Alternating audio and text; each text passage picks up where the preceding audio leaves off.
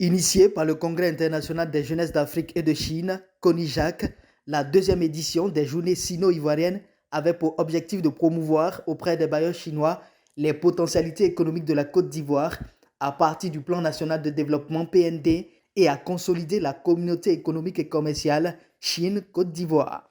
Les Journées sino-ivoiriennes ont été un moment d'intense réflexion autour des thèmes d'actualité comme l'apport de la transformation digitale dans l'essor économique et commercial de la Chine-Afrique post-Covid, l'impact de la crise sanitaire sur le coût du transport maritime des marchandises entre la Chine et l'Afrique.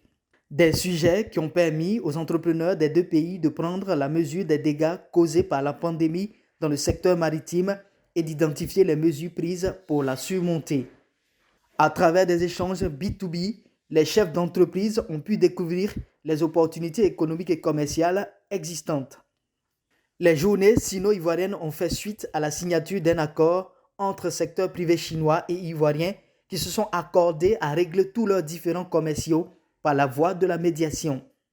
Autant de résultats qui font la fierté du président de la CONIJAC. Nous avons pu aborder donc les 4 grands axes des journées sino-ivoiriennes de l'investissement et du partenariat pour cette édition.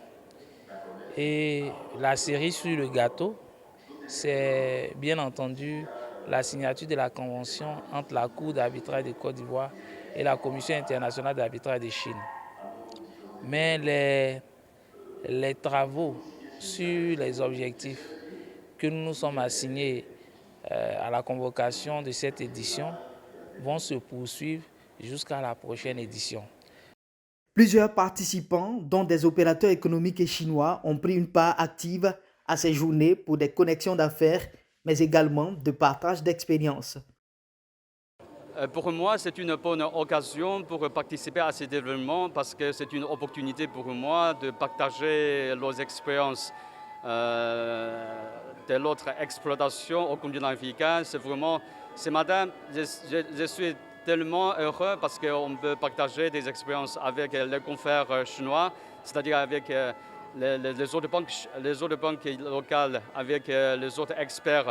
En tant qu'acteur majeur bancaire en Côte d'Ivoire et groupe bancaire important en Afrique, nous soutenons et encourageons de telles initiatives qui contribuent à renforcer les relations entre la Chine et la Côte d'Ivoire. Tout à l'heure, lors de la conférence, ça a été dit qu'ils sont en train de mettre en œuvre une politique pour permettre le financement des projets des PME et on espère vraiment que cela va se faire. Notons que plusieurs personnalités politiques et diplomatiques ont elles aussi pris part à cette deuxième édition des Journées sino-ivoiriennes.